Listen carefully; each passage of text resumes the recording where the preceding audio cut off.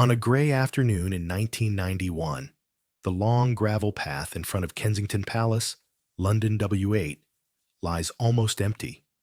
Inside the red brick northwest wing, in a drawing room created when apartments 8 and 9 were rebuilt between 1975 and 1981, a cassette recorder sits on a low table. The microphone cable runs discreetly across chintz upholstery, chosen a decade earlier to make a Georgian palace feel like a family house. 3 centuries have passed since 1689, when William III and Mary II asked Sir Christopher Wren to enlarge a modest suburban villa into a royal retreat at Kensington, trading the smoke of Whitehall for cleaner air and orderly brick facades. Now, another princess speaks into the quiet, recording secret tapes about her life in this palace. The walls were designed to protect royalty from the world. They cannot stop her voice from leaving. In the winter of 1689, carts carrying Portland stone and red brick rattled along the lane toward the village of Kensington, just west of London. Inside Nottingham House, newly purchased by William III and Mary II for £18,000, Sir Christopher Wren sketched a transformation that would change both the building and the meaning of royal residence in England. The king suffered from asthma, aggravated by the coal smoke that hung perpetually over Whitehall Palace. His physicians recommended clean air and exercise.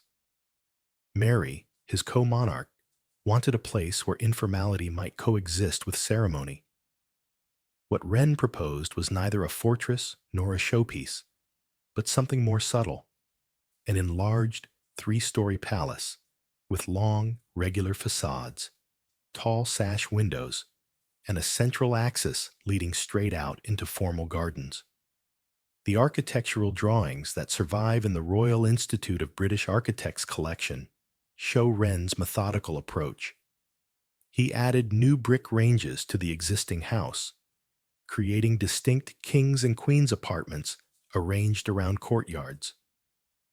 The garden front, facing south toward what would become Kensington Gardens, was designed for light and air, with repeated window bays that allowed cross-ventilation.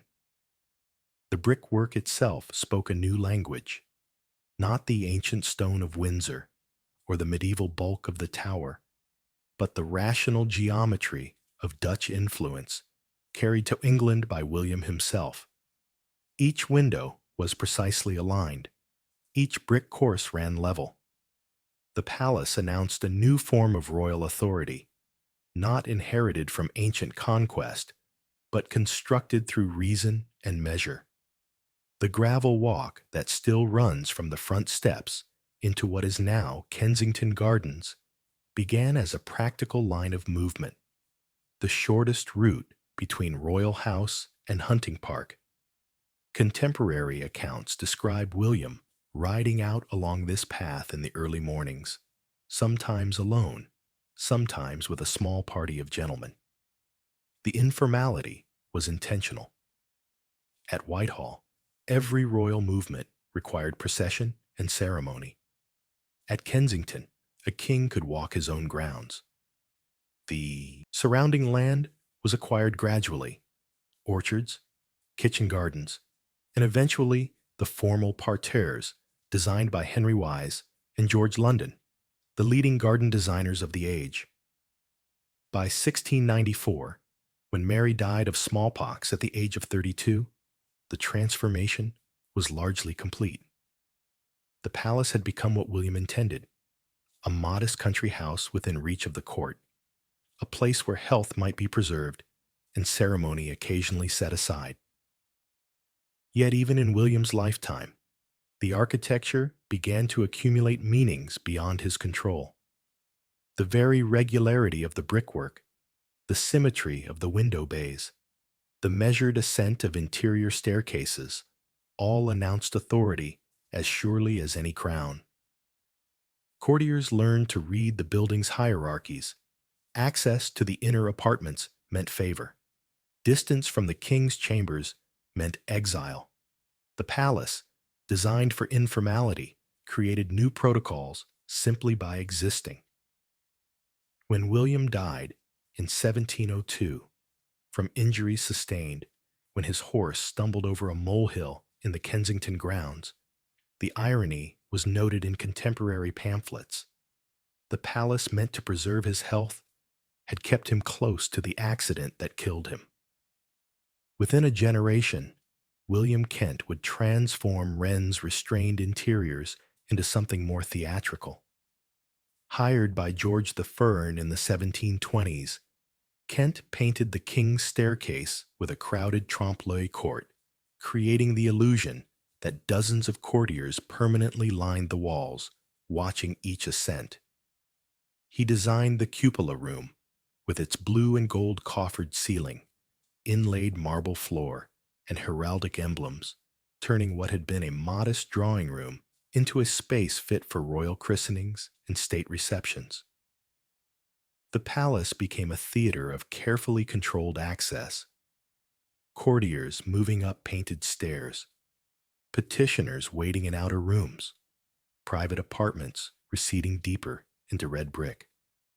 The building's modest scale, never more than 3 stories, never sprawling into vast wings, intensified this sense of enclosure. Every threshold mattered. Every door marked a boundary. From the start then, Kensington Palace combined modest scale with strict choreography. Brick, plaster, and paint created a hierarchy of thresholds, a subtle architecture of distance between ruler and ruled. The same gravel path that allowed a king his morning exercise would later guide princesses, politicians, and eventually millions of mourners. The building would witness births and deaths, fairy tales and scandals, always holding its shape, while the meanings pressed into its rooms shifted with each generation. A century after William's death, a girl born in one of these rooms would describe the palace not as a refuge, but as a gilded cage. On 24 May 1819, in a first-floor room at Kensington Palace, Princess Alexandrina Victoria was born into a house already layered with royal memories. Her father, the Duke of Kent, had secured apartments in the palace as a grace and favor, residence suitable for a younger son of George III, but far from the centers of power. The room where Victoria entered the world looked out toward the central gravel walk and the clipped geometry of the gardens beyond. Architectural plans from the period, preserved at historic royal palaces, show an interior that was elegant but not vast. A series of drawing rooms and nurseries, configured around the demands of a small, tightly controlled court. The same cupola room where she was christened on 24 June 1819, with Kent's painted ceiling overhead and the inlaid marble floor beneath, had witnessed royal ceremonies for nearly a century. The building enclosed her from her first breath. When the Duke of Kent died suddenly in January 1820, Victoria's widowed mother, the Duchess of Kent, found herself in a peculiar position. Her daughter stood unexpectedly close to the throne, yet mother and child possessed little independent wealth and no assured place in court life. The Duchess, guided by her comptroller, Sir John Conroy, devised what later became known as the Kensington system, a regime of control designed ostensibly to protect the young princess, but which functioned, in practice, as an elaborate architecture of supervision. Victoria's movements were limited. She rarely walked the long path alone. Instead, daily routines unfolded within a loop of staircase, corridor, and sitting room. She shared a bedroom with her mother until the day she became queen. Every excursion required permission. Every visitor was monitored. The palace, modest by royal standards, became a container precise enough to hold a child's entire world. Contemporary accounts and Victoria's own later diaries record her resentment. She came to see the palace as dreary and constraining. In letters written after she had left for Buckingham Palace, she used the phrase "gilded cage," describing Kensington as a place where wealth and position could not compensate for the absence of freedom. The architectural specifics mattered: low ceilings in some apartments, narrow corridors that offered no privacy, windows that looked out toward gardens she could visit only under supervision. The building's intimacy, which might have felt protective, became instead a form of pressure. Every room reminded her of her dependence. Every threshold required negotiation with her mother's household. Across early 19th century Europe, royal residences were slowly opening to public scrutiny. The age of absolute monarchy, when palaces existed solely for the sovereign's use, was giving way to a more complex arrangement. Industrial wealth and a growing middle class began to challenge aristocratic exclusivity. Newspapers reported on royal households. Engravings of palace interiors circulated in print shops.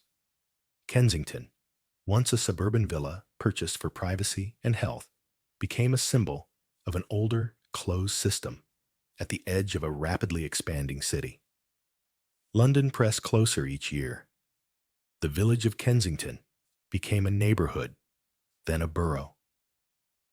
The palace's walls, which had once separated the royal household from empty fields, now marked a boundary between privilege and a city full of people who would never pass through its gates. The brick walls that had once protected a sick king now contained a child whose letters hint at loneliness. In one entry from her teenage years, preserved in the royal archives at Windsor, Victoria wrote of feeling melancholy and of longing for companionship beyond her mother's household. She described looking out the windows at the park, watching families walking freely, and feeling herself shut up inside. The palace's modest scale made that enclosure more intense. At Windsor or Buckingham, distance itself provided a kind of privacy. Long corridors, multiple staircases, the possibility of retreat into unused wings. At Kensington, every sound carried. The Duchess's apartments were too close, the household too small to allow anonymity. The building magnified the power of those who controlled access. Architectural intimacy became psychological pressure.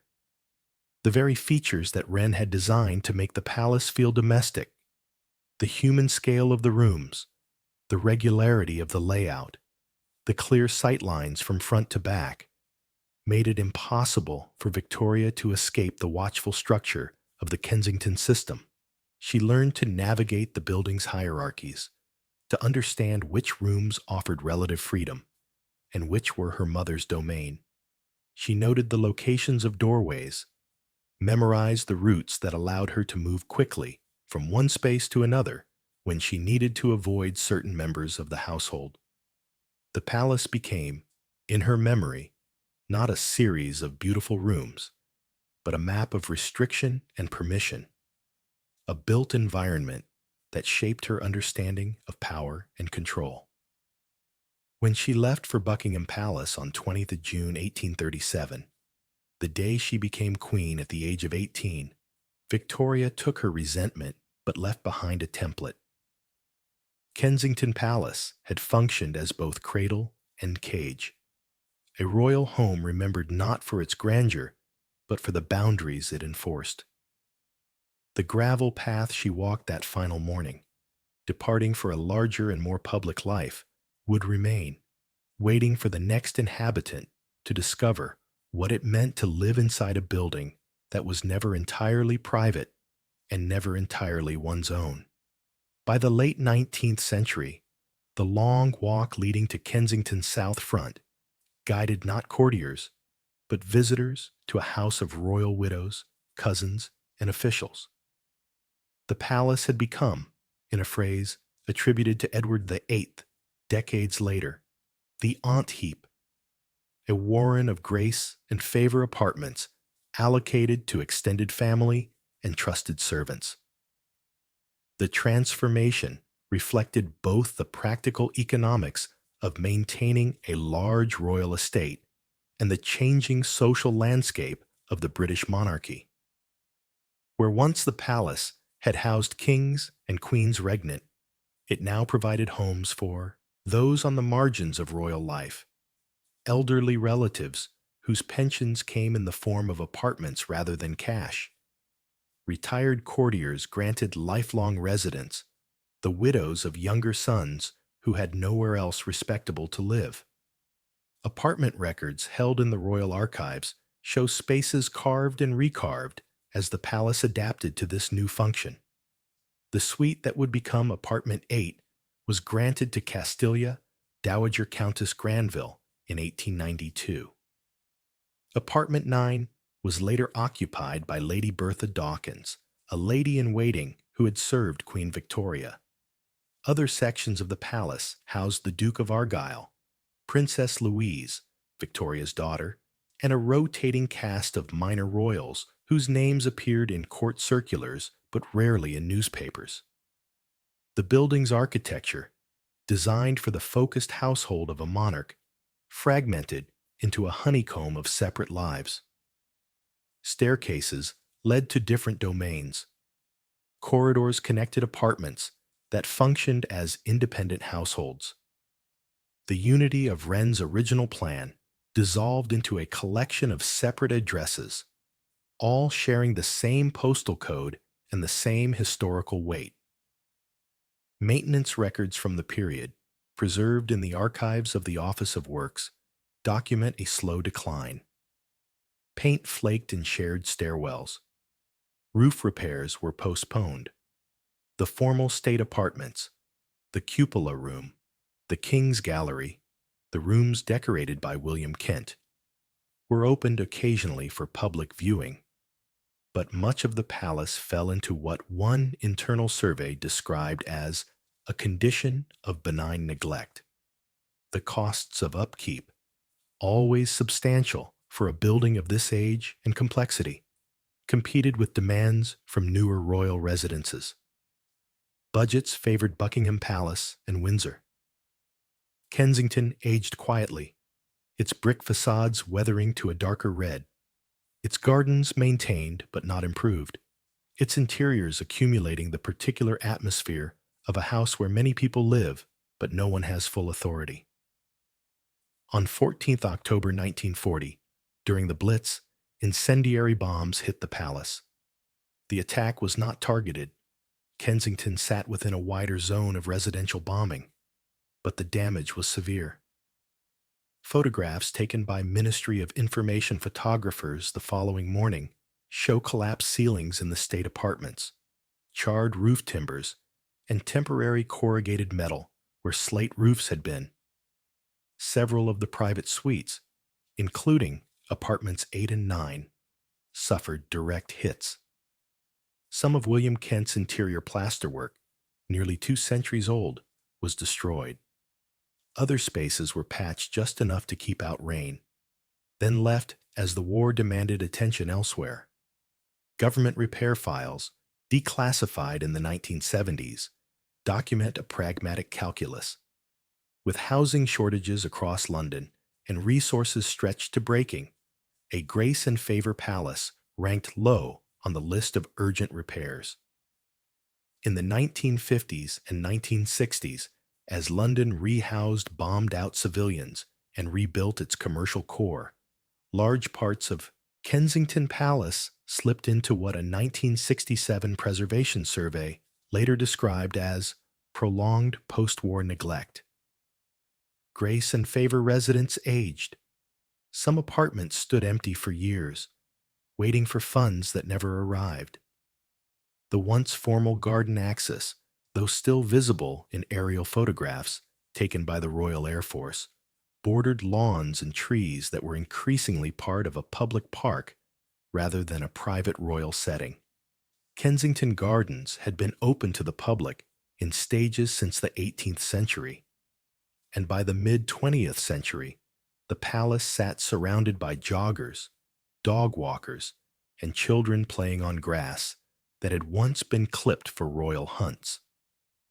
The survival of the palace through war and austerity rested less on grandeur than on habit and memory. It was not demolished because no one quite knew what else to do with it. It was too historically significant to tear down, too expensive to restore properly, too entangled in royal administrative structures to sell. And so it waited, its brick walls absorbing bomb damage and bureaucratic indifference, its rooms emptying one by one as elderly residents died, and their apartments were left vacant rather than reassigned. The building accumulated absences, rooms where furniture had been removed and never replaced, corridors where wallpaper hung in strips, windows that looked out on gardens no longer tended with royal precision. In 1975, after decades of water damage, structural neglect, and vacant rooms, the derelict apartments 8 and 9 were selected for costly restoration. The decision came from the highest levels of the royal household. These particular rooms, long empty and patched with makeshift roofing, would be made ready for the heir to the throne and his future wife. The palace, which had spent half a century as a repository for the royal family's margins, would return to housing a central figure. The restoration would take 6 years and cost nearly £1 million. It would reverse the physical decay of the post-war decades, but it could not erase the building's history as a place of containment, surveillance, and gradual forgetting. The gravel path that Victoria had walked in 1837, feeling the weight of the building's constraints lift as she departed, would soon guide another princess inward, toward rooms that had been remade to hold a fairy tale.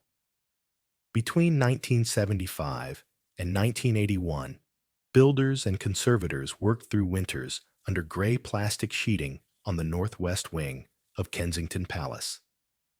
Official records held by historic royal palaces note that apartments 8 and 9, long empty and patched with makeshift roofing after wartime damage, underwent substantial restoration to reverse decades of post-war decay. The project represented a significant commitment of royal funds and institutional attention. With many of the original architectural plans missing, lost to bomb damage, or simply misfiled during the chaotic post-war years, architects and historians relied on a 1928 Country Life photographic spread and wartime damage reports to reconstruct Georgian proportions. The goal was not exact replication, but informed reconstruction. High ceilings, sash windows, a main staircase connecting the principal floors, cornices, and plasterwork in the style of the period.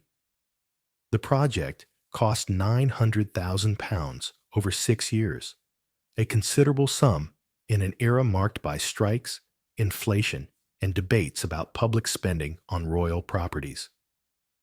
Parliamentary questions were raised. Newspaper editorials asked whether such expense was justified. The monarchy, acutely aware of its public image in the wake of the 1970s economic crises, emphasized that the restoration aimed not at luxury, but at preservation, saving historic fabric, maintaining a listed building, ensuring that a significant piece of national heritage did not continue to deteriorate. Yet the underlying purpose was clear. These apartments were being prepared for Prince Charles, heir to the throne, and the bride he would eventually marry. The restoration was both conservation and preparation, an act of looking backward to enable a carefully staged future. The architectural challenge was considerable. The apartments needed to function as a modern residence while retaining historic character. Heating systems had to be installed without damaging 18th century plasterwork. Plumbing and electrical wiring had to be threaded through walls never designed for such infrastructure.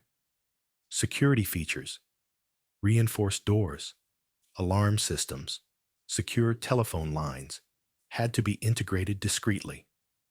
The result aimed at a hybrid, a building that looked Georgian, felt domestic, and functioned according to late 20th century expectations of comfort, safety, and privacy. The nursery was planned to occupy the entire top floor, with access to a roof garden and a nearby helicopter pad that had been added to the palace grounds in the 1960s. Below, a suite of reception rooms, drawing room, television sitting room, dining room, opened off a main corridor with views toward the long palace walk. The layout reflected contemporary ideas about family life, separate spaces for children and adults, areas for entertaining distinct from areas for daily living, rooms sized for intimacy rather than state ceremony. The architectural historian Christopher Simon Sykes, writing in the 1980s, noted that the restoration represented an attempt to make a Georgian palace feel like a family house, a paradox built into the bricks themselves. On 29th of July, 1981, Prince Charles and his new bride, Diana, Princess of Wales, moved into the newly combined apartments 8 and 9, their official London home after the spectacle of their St. Paul's Cathedral wedding. The wedding had been watched by an estimated global television audience of 750 million people. The dress, the carriage, the kiss on the Buckingham Palace balcony, all had been choreographed for maximum visibility. The move to Kensington represented a different kind of staging, the creation of a private sphere within a public building, a place where the young couple could be seen to live a recognizable family life while still performing their roles as members of the royal family. Interior designer Dudley Poplack helped Diana layer the reconstructed Georgian shell with her own taste. Photographs published in magazines and later in books show floral wallpapers, overstuffed sofas upholstered in chintz, framed family photographs on side tables, and a mix of antique and modern pieces that gave the rooms an unexpectedly domestic warmth. The style was self-consciously English, drawing on country house traditions, comfortable rather than formal, cluttered in a deliberate way that suggested inhabitation rather than display. Poplack later described the goal as creating rooms where you could put your feet up, a phrase that captured the intended informality even as the address remained one of the most recognizable in the world. The restoration succeeded in its immediate aim. The apartments no longer leaked. The plaster no longer crumbled. The windows opened and closed smoothly. The heating worked. Yet the building's history could not be erased by new paint and modern plumbing. The same walls that now held family photographs had once enclosed Victoria's isolated childhood. The same gravel path, visible from the drawing room windows, had guided generations of royals into and out of the palace, each finding different meanings in the regularity of the bricks and the symmetry of the facades. The palace remained what it had always been, a space designed to mediate between public and private, to present an image while concealing a reality, to protect while also constraining. In interviews given years later, workmen who had participated in the restoration recalled the pressure to finish on time, the complexity of working within a listed building where every alteration required approval from heritage authorities, and the strange experience of preparing rooms for people they would never meet, but whose lives they followed in newspapers. One carpenter, interviewed in a 1997 documentary, remembered installing child safety locks on the nursery windows and wondering about the children who would live there. Another recalled the repeated adjustments to the security systems, each iteration adding more cameras, more sensors, more ways to monitor who entered and left. The building, even as it was being made comfortable, was also being made secure. The two goals were not quite compatible. The restoration turned bomb-damaged, neglected rooms into a deliberately intimate stage where a future king and his young wife would be seen not in throne rooms, but on sofas, not in ceremonial dress, but in everyday clothes. Kensington's brick shell remained 18th century, but inside it now held a late 20th century fantasy of approachable royalty.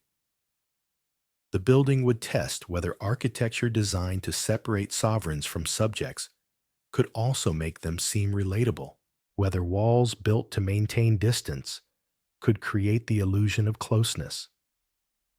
Within a year, the same rooms would witness the births, first steps, and televised nursery photographs of two princes whose childhood home the press would christen simply KP, as if a palace could be made informal through abbreviation alone.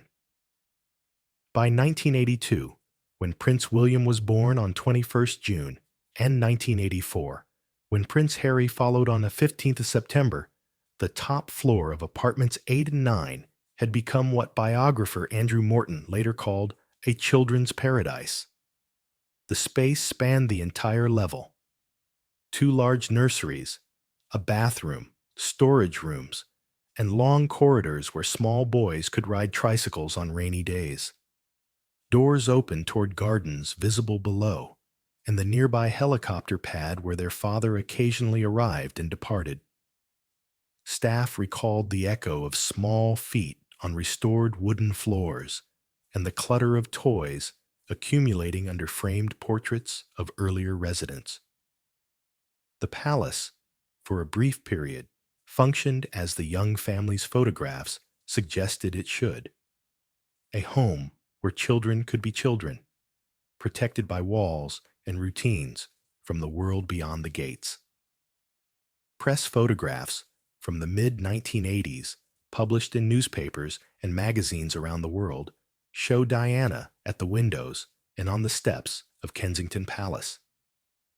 In one widely circulated image, she holds Prince William before his first day of nursery school, standing on the front steps with the red brick facade behind her. In another, both boys play in the gardens, Diana kneeling on the grass beside them, casual in a sweater and trousers. The camera's lens repeatedly frames the same architectural elements: the red brick facade, the white-painted sash windows, the central gravel walk leading away toward the park. Kensington becomes both a family backdrop and a visual shorthand for a modern monarchy trying to appear accessible. The building's familiarity, the fact that anyone could walk up to the gates and look at the same facade the photographs showed, created an illusion of proximity. The early 1980s were the high tide of mass-market tabloid culture and global television. Royal residences, once glimpsed only in engravings and official portraits, now appeared nightly on news bulletins and in color supplements. The shift had been building for decades, but Diana's arrival accelerated it. She was photogenic, young, and apparently willing to present her family life for public view in ways that previous generations of royals had resisted. Architecture that had been designed centuries earlier to control sight lines, to regulate who could see what, when, and from where, now became part of the apparatus of constant visibility. The palace's perimeter, designed by Wren as a boundary between royal house and hunting park, now separated a young family from crowds, long lens cameras, and an increasingly aggressive paparazzi culture. Inside, Dudley Poplack's high English interiors softened the discipline, geometry of Wren and Kent. Chintz sofas invited sitting, skirted tables suggested informality, patterned lampshades cast warm light.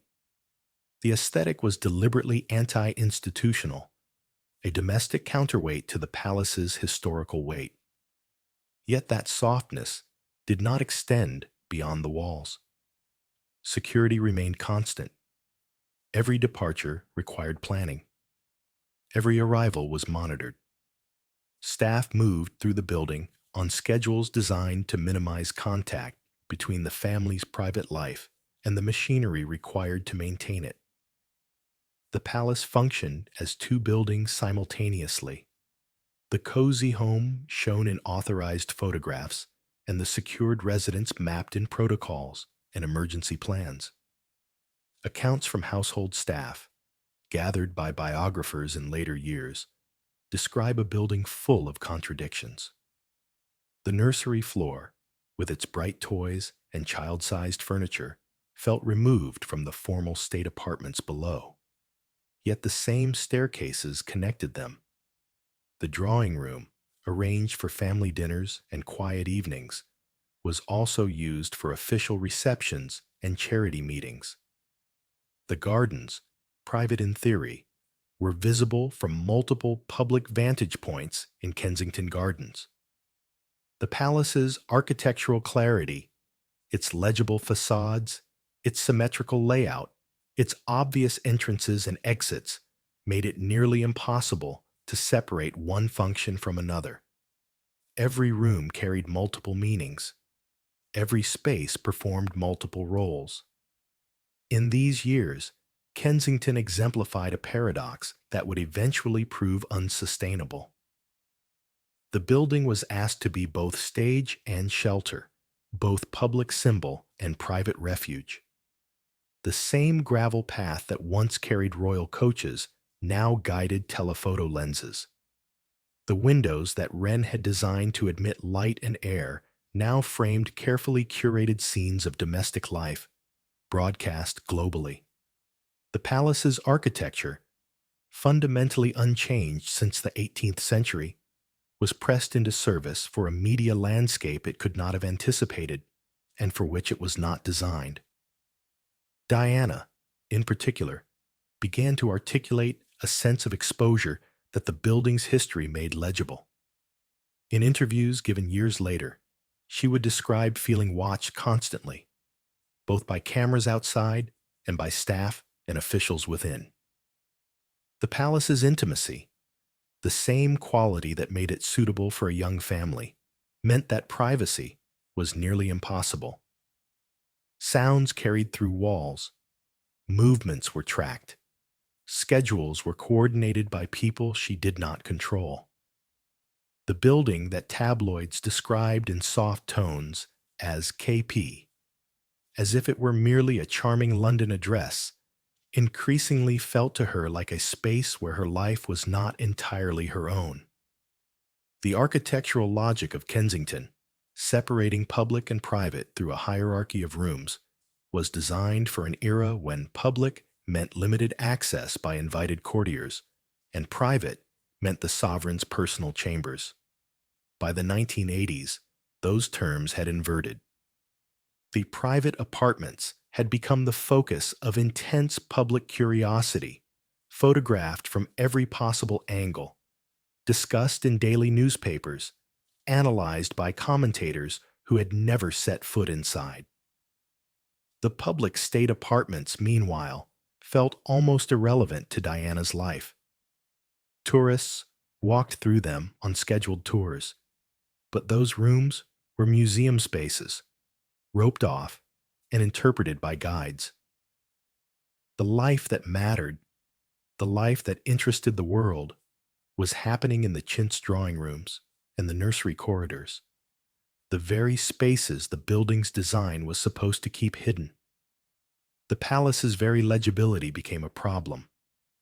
Its recognizable windows, its fixed gates, Its predictable routines made it a kind of architectural stage set onto which the world projected fantasies and judgments. For a woman who increasingly felt unheard, the house amplified visibility while doing little to offer voice. The same features that made it iconic, the red brick, the symmetrical facades, the central path, made it inescapable. She could not move without the building announcing her movements. She could not alter the rooms without those alterations becoming news. The palace, designed to contain and protect, had become a frame that held her in place for public viewing. As the 1980s progressed, the fairy tale narrative would fracture. Those same facades that had framed images of young love and growing princes would frame a more unsettling story, a princess feeling watched in the very place that was meant to shelter her.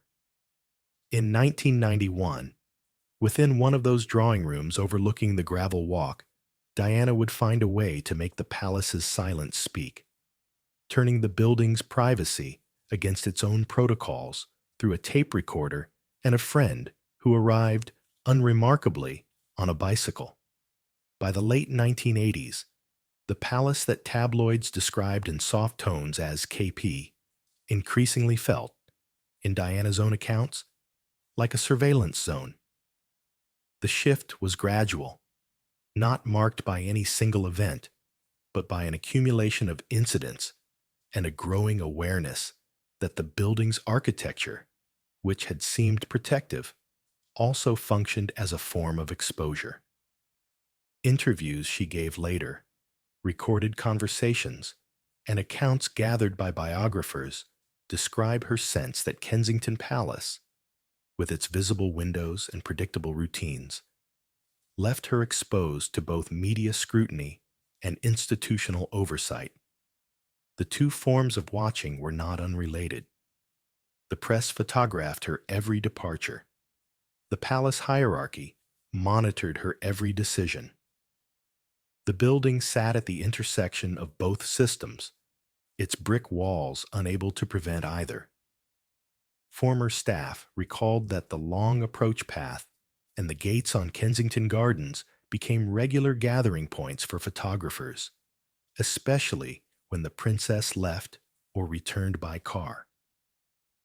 The gates, originally designed as a polite threshold marking the boundary of royal property, became a choke point where cameras could be positioned with certainty that their subject would eventually pass.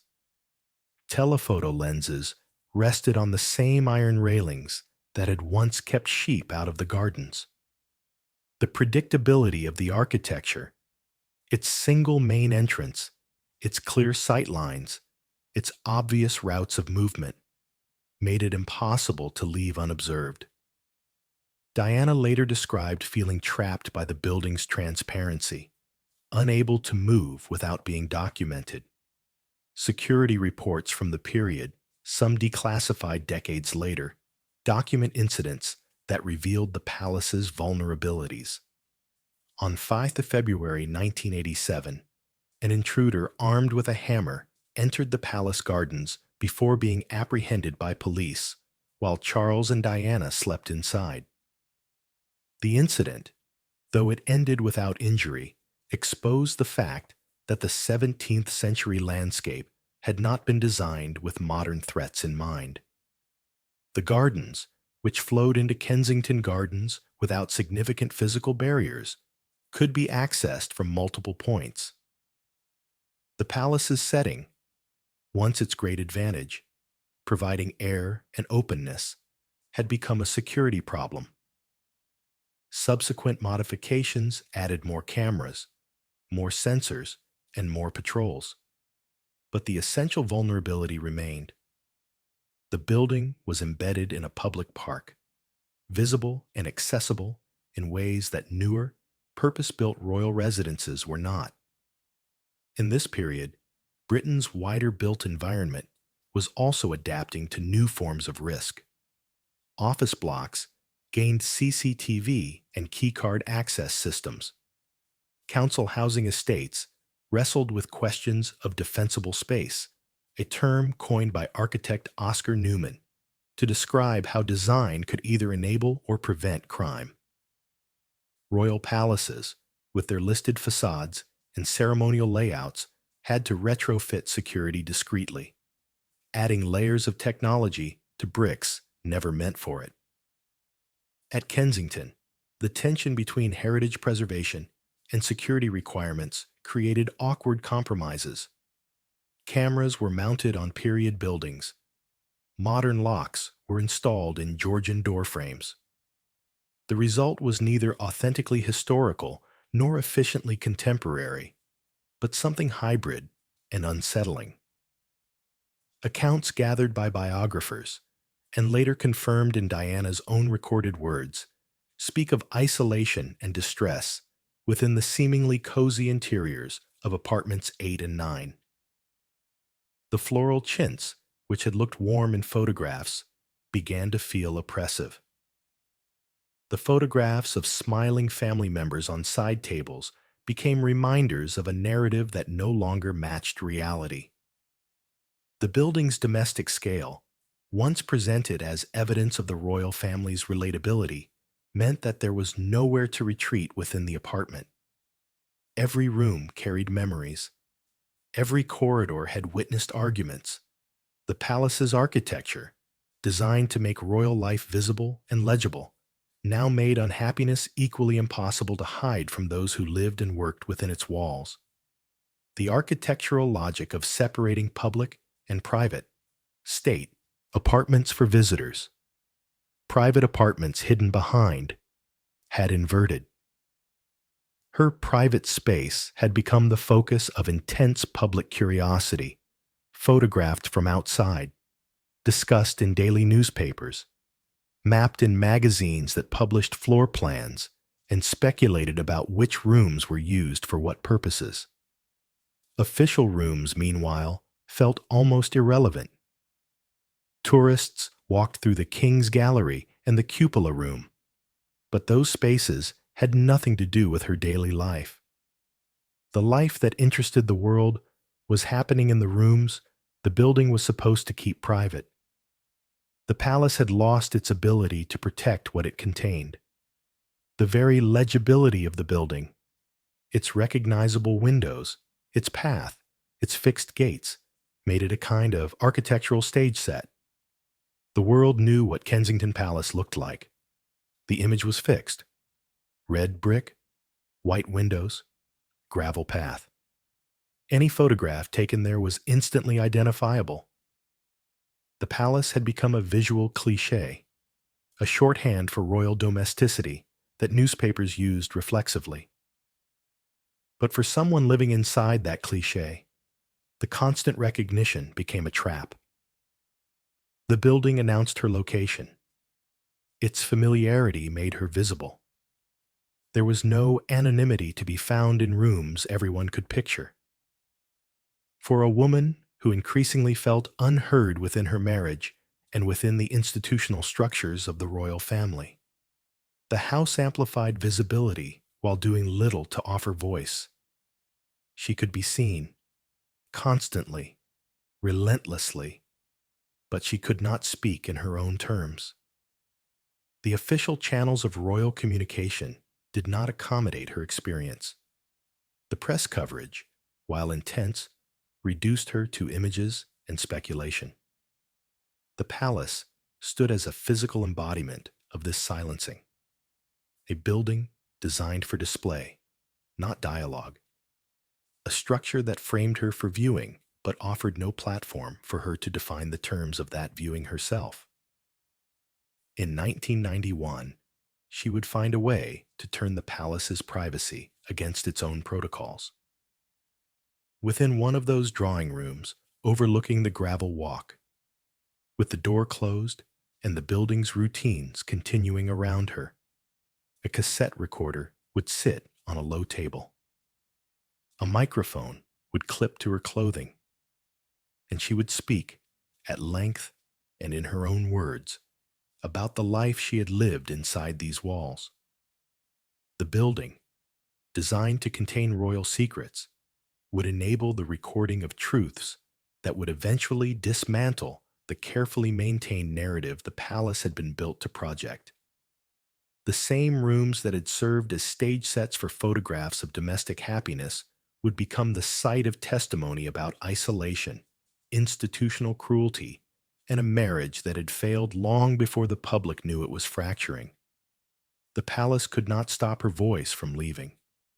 The walls, no matter how thick, no matter how historically significant, could not prevent sound from being captured and carried beyond the gates. In that sense, the building would fail in its most fundamental purpose.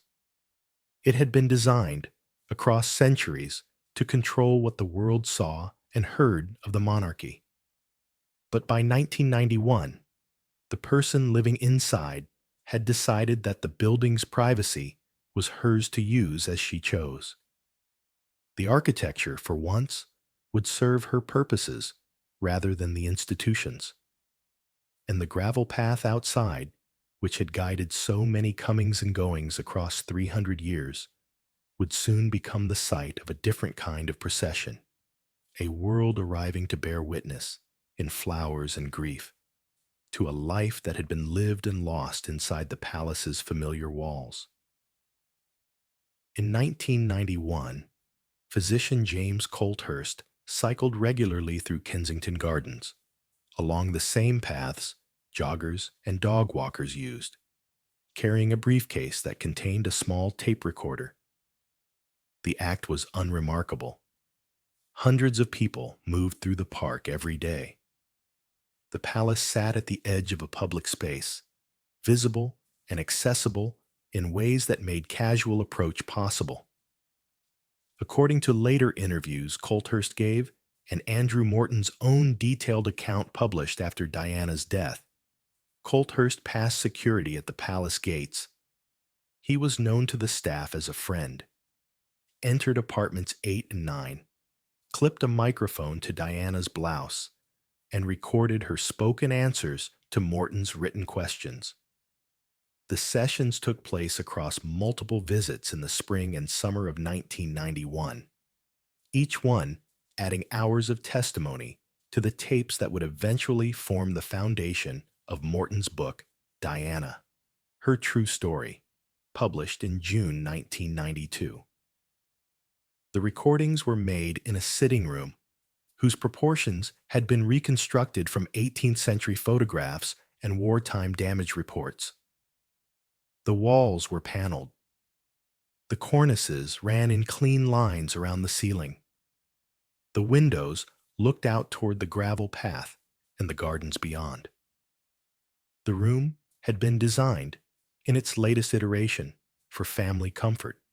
Sofas arranged for conversation, lamps casting warm light, photographs, and personal objects making the space feel inhabited rather than formal.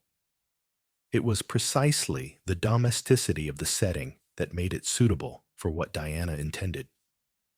She was not speaking from a throne room or a state apartment. She was speaking from her living room, the place where she sat with her children, where she read in the evenings, where the ordinariness of daily life was supposed to unfold.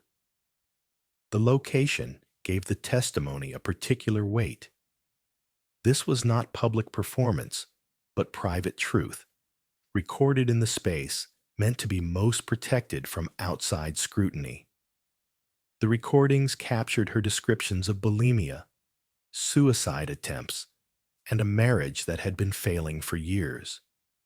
She spoke about her husband's relationship with Camilla Parker Bowles, about feeling isolated within the royal family, about the institutional machinery that shaped every aspect of her life.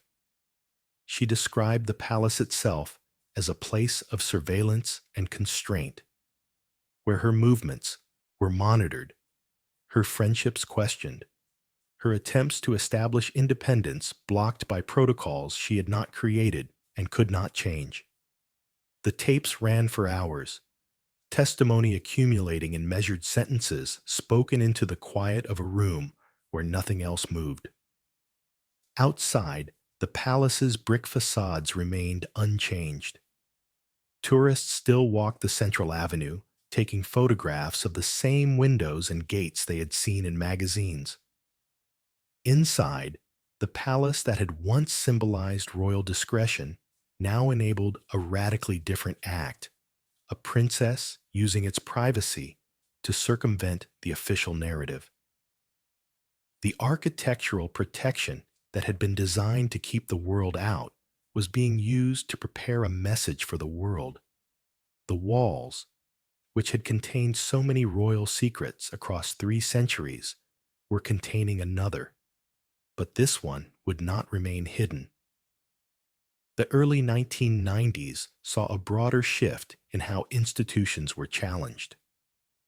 Whistleblowers, investigative journalists, and documentary filmmakers used hidden recordings and leaked documents to expose abuses in corporations, governments, and churches.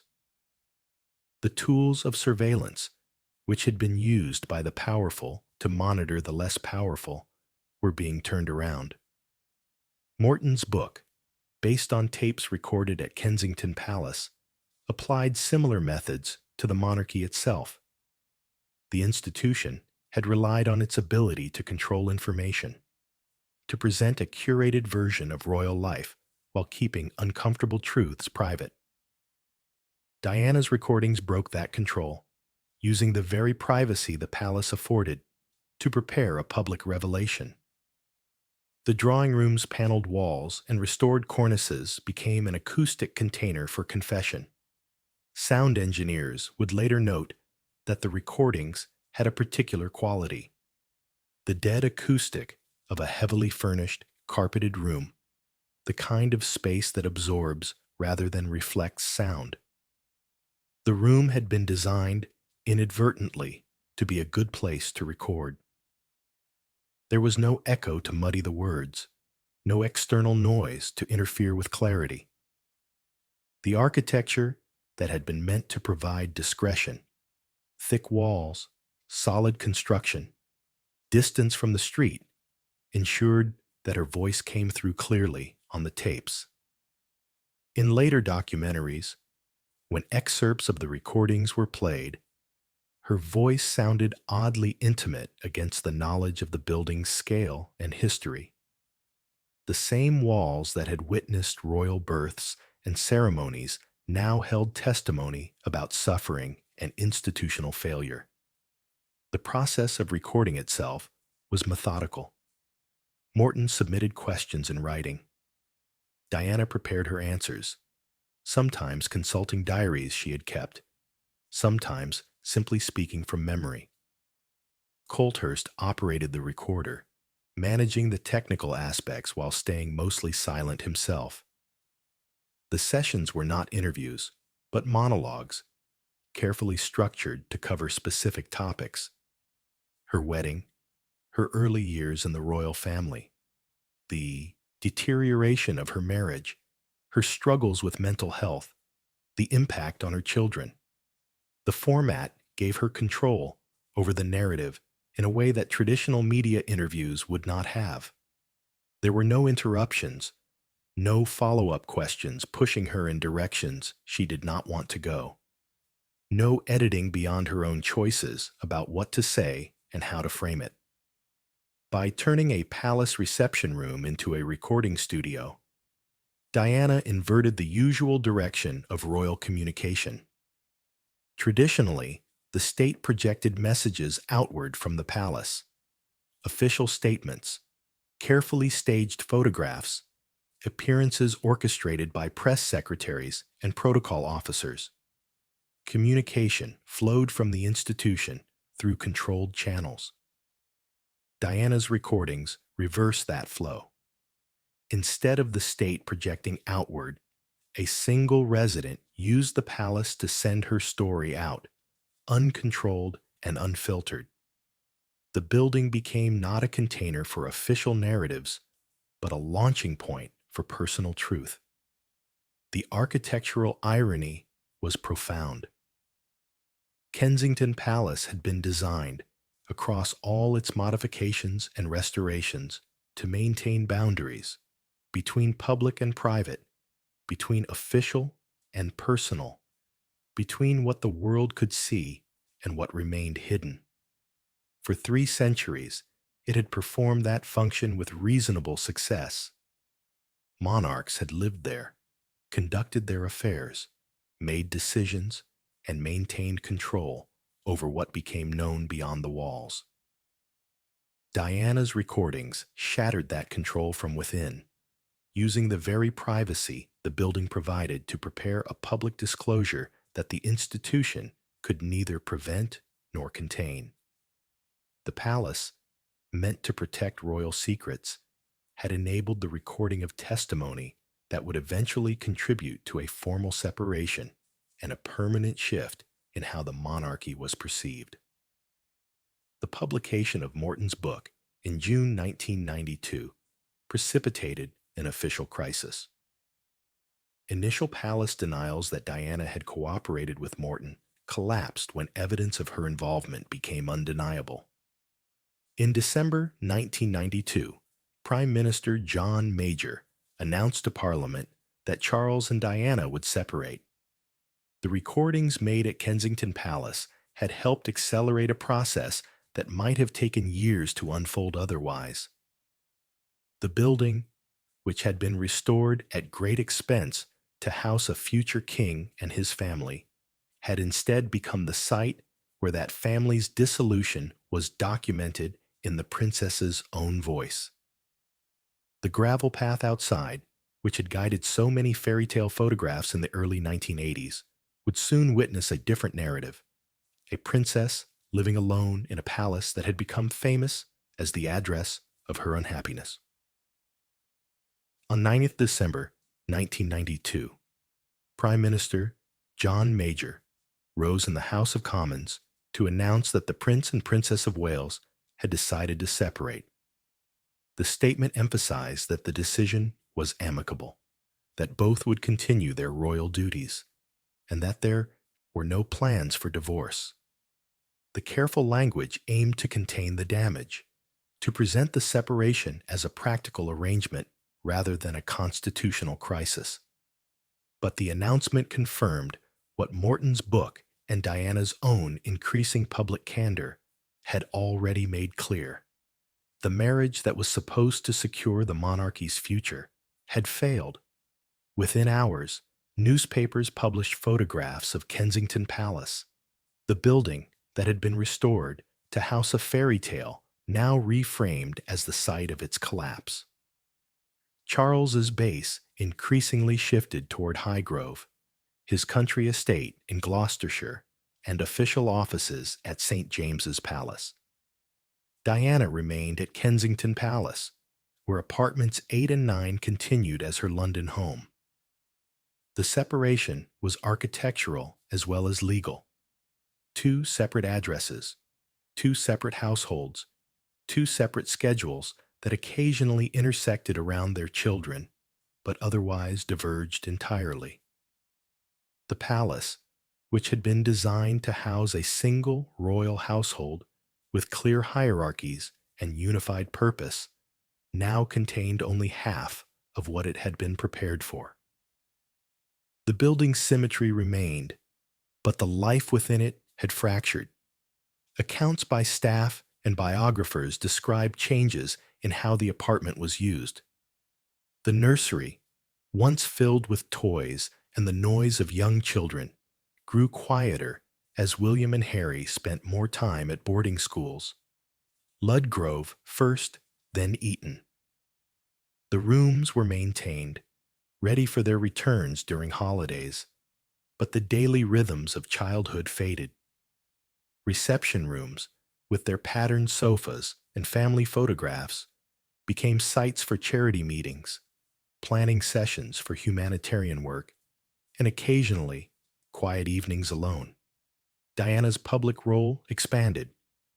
Visits to hospitals, campaigns against landmines, work with AIDS charities, while her private life in the palace contracted. The building held more empty space than it had in years. rooms prepared for functions that no longer occurred, furniture arranged for gatherings that did not happen. The long palace walk outside now often carried unaccompanied joggers rather than royal family groups. The gates still drew photographers whenever Diana left for engagements, but the nature of the attention had shifted. The press, which had once photographed a young family, now documented a separated princess whose every movement was analyzed for signs of distress or defiance. The building's visibility, which had been used to project an image of domestic stability, now amplified every contradiction between the fairy tale that had been promised and the reality that had emerged. The early 1990s recession, political scandals, and debates about the cost of monarchy sharpened public scrutiny of royal finances and residences. Questions were asked in Parliament about grace and favor apartments, about who lived in royal properties, and at what cost to taxpayers.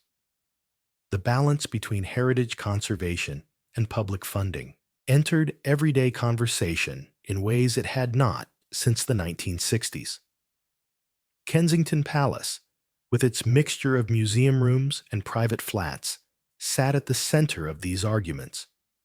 It was simultaneously a national monument, a working royal residence, and a home to one of the most famous women in the world. Each function brought its own costs and its own justifications, but the multiplication of roles made it harder to defend the expense. Within those debates, Diana refocused the meaning of her address. In interviews and speeches, she emphasized humanitarian work, framing herself not as a royal performing ceremonial duties, but as someone using her position to draw attention to causes that mattered.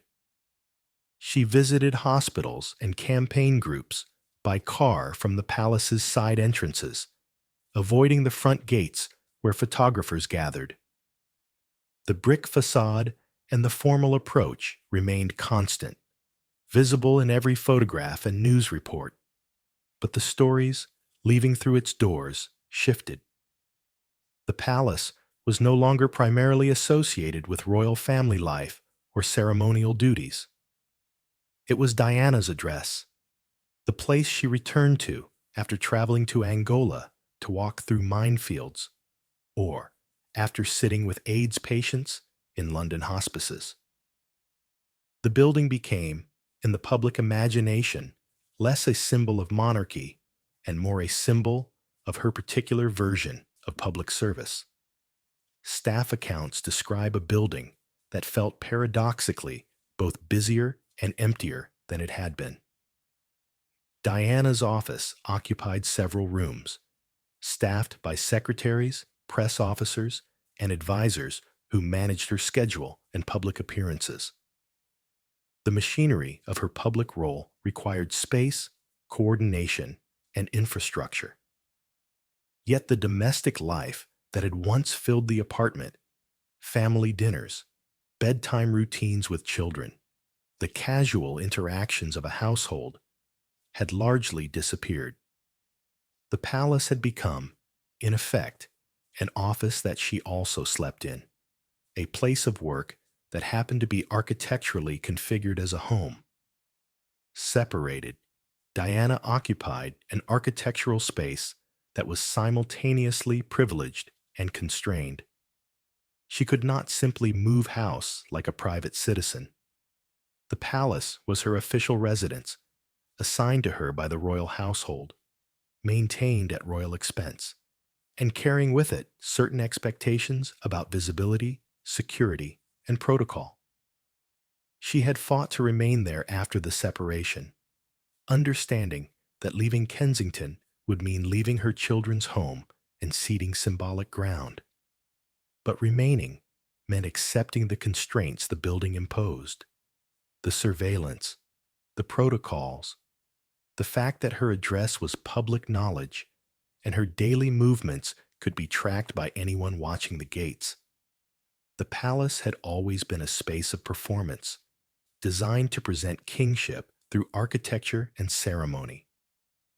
Diana's years there after the separation tested whether the building could accommodate a different kind of performance, a princess who was famous, but not royal in the traditional sense, who lived in a palace, but was increasingly separate from the institution it represented. The architecture, fundamentally unchanged since Wren's time, except for its internal divisions and modern systems, struggled to hold these contradictions. It was a royal residence occupied by someone whose relationship to royalty was breaking down. It was a public building used as a private home. It was a monument to institutional continuity, housing a woman whose story was increasingly about disruption and change. The rooms themselves bore witness to this tension. The drawing room, where she had recorded the tapes for Morton's book, remained, its furniture and decorations largely unchanged. But its meaning had shifted. What had been a family sitting room had become a site of historical significance, a place where the foundations of her separation had been documented. Other rooms carried similar doubled meanings. The nursery floor, with its memories of young princes, now stood mostly empty, a reminder of what had been lost. The dining room, designed for family meals, hosted charity meetings and working dinners with campaign organizers. The palace adapted, as it always had, to the needs of its residents. But the adaptation was incomplete, creating spaces that served their new functions while still carrying the traces of their original purposes. On the night of 31st August 1997, news from Paris would suddenly transform the palace from a somewhat faded royal residence, associated more with separation and scandal than with fairy tales, into the epicenter of a global mourning ritual. The same gravel walk that had been laid out 3 centuries earlier for William and Mary, that had guided Victoria away from her gilded cage, that had framed photographs of a young family, would disappear beneath flowers. In the days following Diana's death, in a car crash in Paris on 31st August 1997, the familiar approach to Kensington Palace became almost unrecognizable. Contemporary reports from journalists, official records held by the royal parks, and photographic archives document a spontaneous transformation that began within hours of the news and continued for nearly 2 weeks. By the morning of 1st September, the first bouquets had been left at the gates. By that evening, the flowers covered several square meters. By 10th September, the pile of flowers outside the palace and extending into Kensington Gardens was roughly 5 feet deep in places. The Royal Parks Agency later estimated that more than 1 million individual bouquets were left at Diana's London residence alone. Guinness World Records documented the tribute as the largest floral memorial in modern history, with between 10,000 and 15,000 tons of flowers laid at royal sites across London that week. Photographs taken during those days show the red brick facade almost secondary to a foreground of cellophane, handwritten notes, stuffed toys, and candles. The palace, which had been designed to be seen across empty lawns and formal gardens, became invisible behind mountains of flowers. The architectural clarity that Wren had built into the facades, the measured window bays, the symmetry of the composition, disappeared under color and texture. The building receded. What mattered was the accumulation of grief expressed in individual tributes, each one adding to a mass that eventually overwhelmed the setting. The palace railings, ornamental ironwork designed to mark a threshold between royal property and public park, carried laminated school drawings and scrawled messages. Cards were tied to the iron bars with ribbon and string. Photographs of Diana, cut from magazines or printed from home computers, were taped to the gates.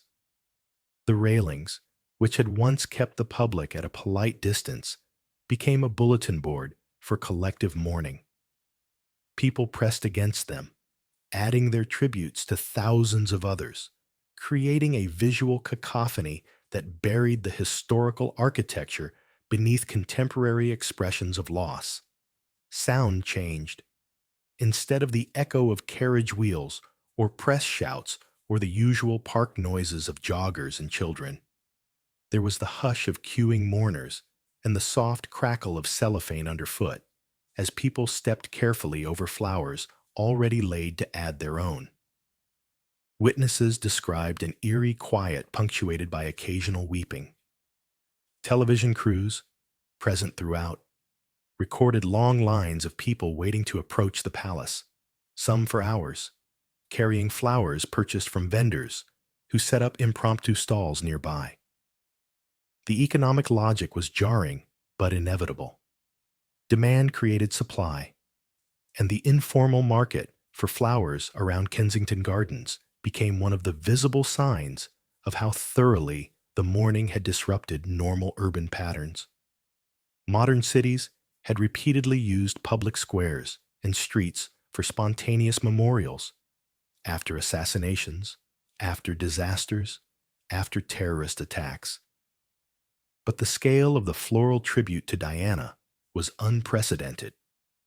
The sheer physical weight of the flowers became a problem. The Royal Park staff, who normally maintained the lawns and gardens, now managed an accumulation that threatened to smother the grass beneath. Reports from groundskeepers described flowers piled so densely that the underlying lawn began to die from lack of light and air. The palace's architecture, never designed for such weight or volume, briefly became a support structure for grief. Railings bent slightly under cards tied too thickly, lawns compressed under bouquets, stacked layer upon layer. The building, which had endured 3 centuries of use, weathering, and modification, found itself tested by a form of attention it had never anticipated. Inside, Diana's coffin spent its last night in London at the palace on the 5th of September, having been flown back from Paris and brought to the place she had lived.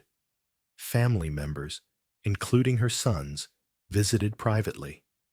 The public vigil continued outside through the night, candles flickering along the pathways and at the base of the railings. On the morning of 6th September, a tenor bell from St. James's Palace marked the moment the funeral cortege departed, traveling down the same ceremonial axis toward Westminster Abbey that had been used for royal funerals across centuries. The route aligned past and present, a 17th century house, a late 20th century princess, and rituals of royal death that stretched back to medieval precedent. The funeral itself, watched by an estimated 2.5 billion people globally, followed traditional forms even as it accommodated unprecedented public participation. But at Kensington, the aftermath of the floral tribute presented practical challenges that revealed how unprepared institutions were for grief on this scale. The flowers had to be removed. They could not remain indefinitely, both because they would decay and because the park needed to return to some form of normal function. Yet the process of removal was delicate, requiring sensitivity to the emotions the flowers represented. The Royal Parks and Kensington and Chelsea Council coordinated the effort, working with volunteers to clear the tributes over several weeks. Many flowers were composted. Some notes and cards were archived, selected as representative samples of the public response and preserved in museum collections. Stuffed toys were cleaned and donated to children's charities. The process was methodical, documented in internal reports that described both the logistical challenges and the emotional difficulty of disposing of objects that had been laid with such obvious feeling. Workers described the weight of the task, literal and metaphorical, of clearing away what had briefly transformed the palace into something other than a building. The floral sea had briefly overwhelmed the architecture, yet it also revealed how deeply the palace had come to symbolize one woman's life.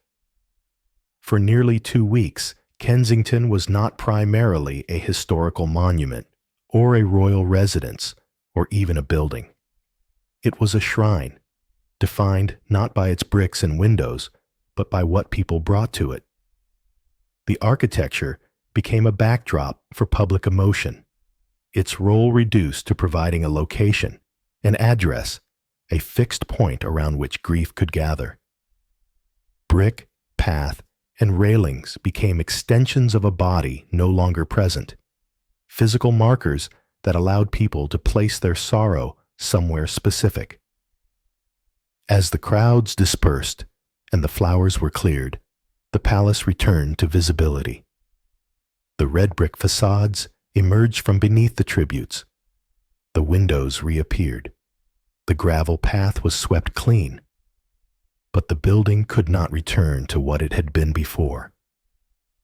Kensington Palace was now permanently associated with Diana's death as much as with her life.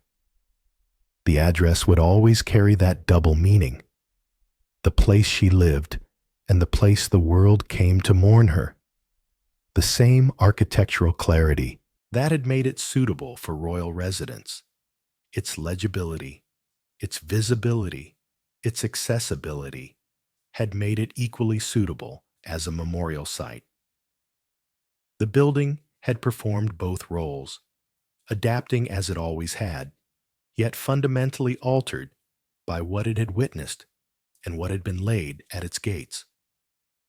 After the crowds dispersed and the flowers were cleared, the palace faced a quieter question. What should become of a princess's apartment in a living royal house once the princess herself is gone? The rooms she had inhabited, the path she had walked, the facade the world had stared at, all remained, waiting for decisions about how memory would be managed within architecture still actively used by the family that had, in complex and unresolved ways, both sheltered and failed her.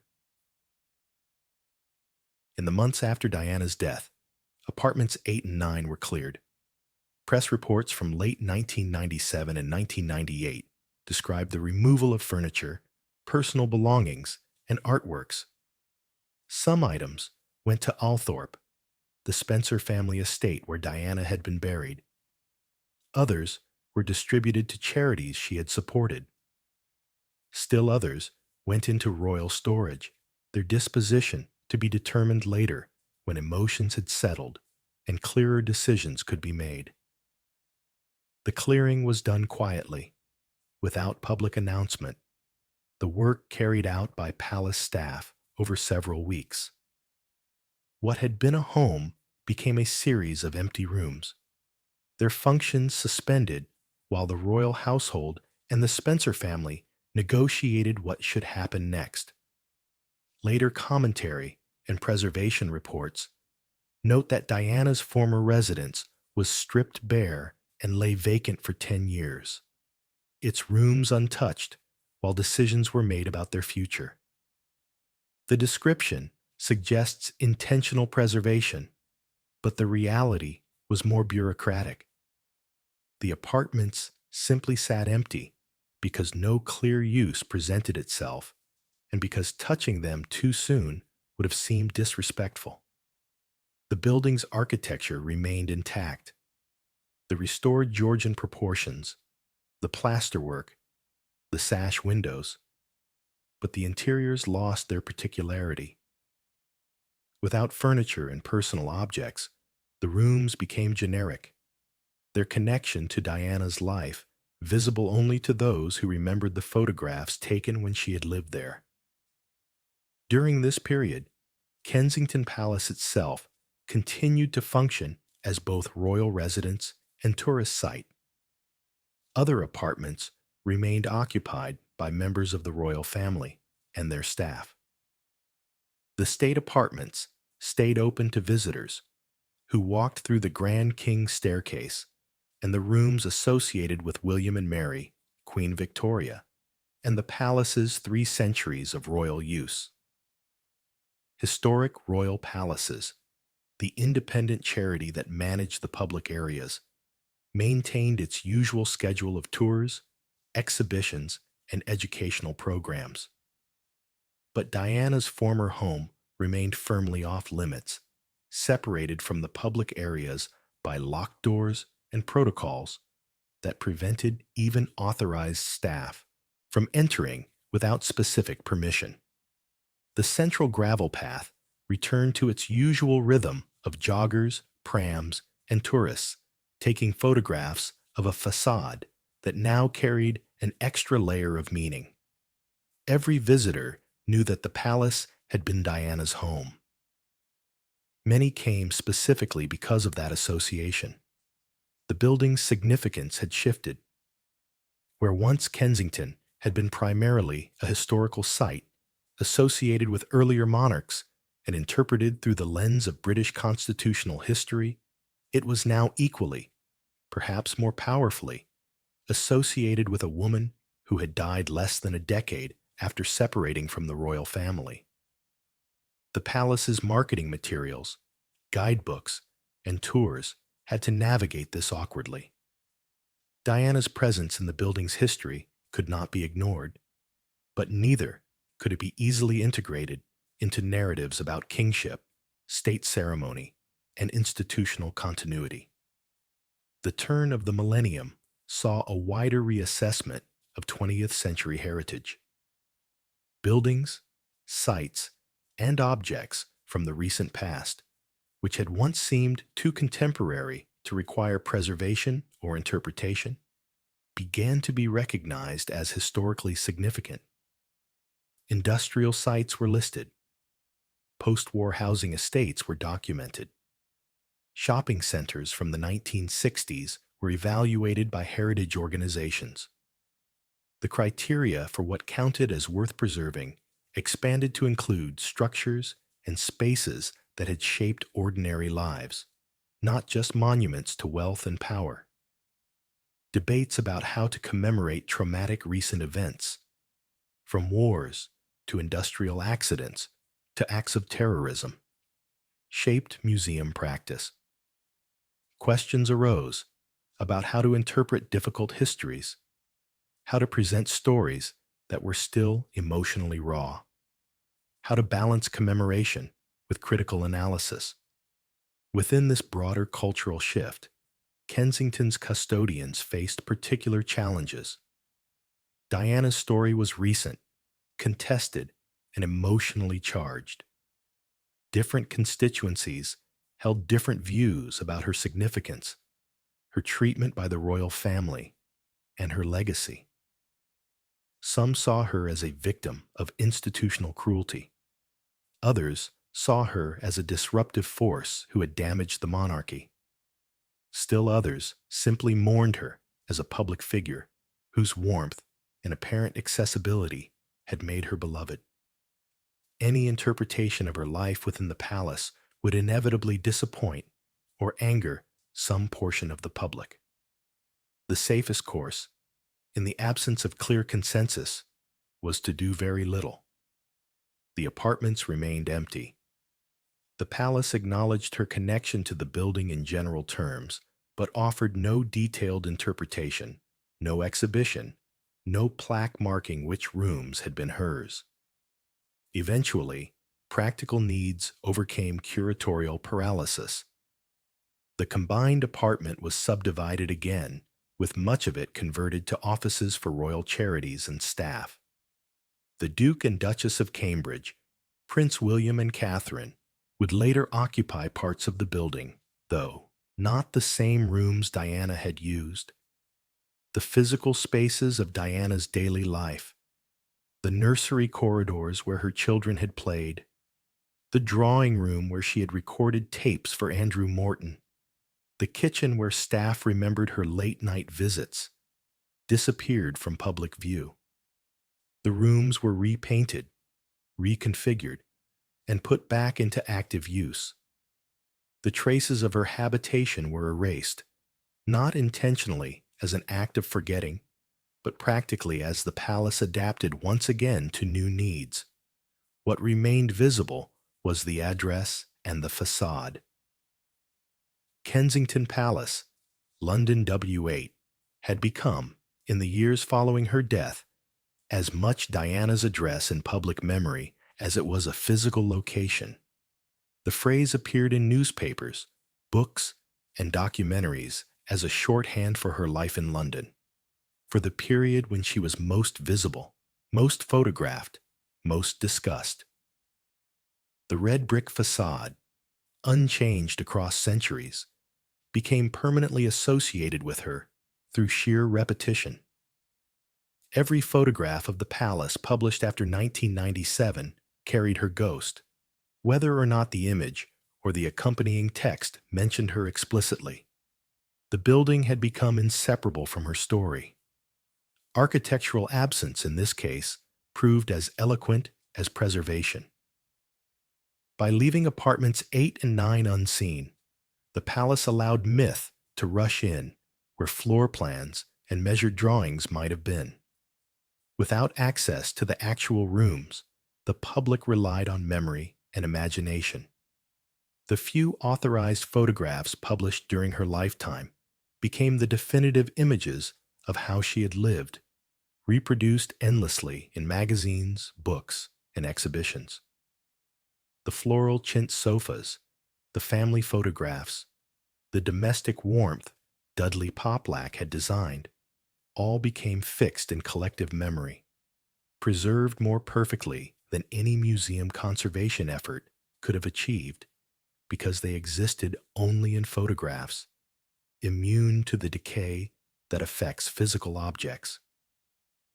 The palace's decision not to interpret Diana's life directly, not to create a memorial exhibition or dedicate specific rooms to her memory, was both strategic and revealing. It avoided controversy. It prevented the kind of detailed scrutiny that might have raised uncomfortable questions about her marriage, her treatment by the royal family, or the circumstances of her death. But it also ensured that the building's connection to her remained vague, atmospheric, a matter of association rather than specific interpretation. Kensington Palace was where Diana had lived, but what that meant, what had happened in those rooms, what the experience of living there had been like for her, remained largely undefined in official terms. In the 2000s and 2010s, curators would begin to reintroduce Diana to Kensington, not as a resident whose rooms could be visited, but as an exhibition subject, a garden dedication, and a memorial route woven into the palace's broader story. The building would find ways to acknowledge her significance without ceding institutional control over how that significance was interpreted. The same tensions that had marked her life at Kensington, between visibility and privacy, between personal experience and public image, would continue to shape how the palace presented her memory to the millions who came seeking some connection to the woman whose flowers had once buried the gravel path. By the 2010s, visitors approaching Kensington Palace along the familiar path encountered banners advertising exhibitions that explicitly centered Diana's image and style. Historic royal palaces, which had spent the decade after her death uncertain about how to interpret her story, now mounted shows that used the state apartments and dedicated galleries to display her wardrobe, her public appearances, and the photographs that had made her the most recognizable woman in the world. The most prominent of these, Diana, Her Fashion Story, opened in February 2017 to mark the 20th anniversary of her death.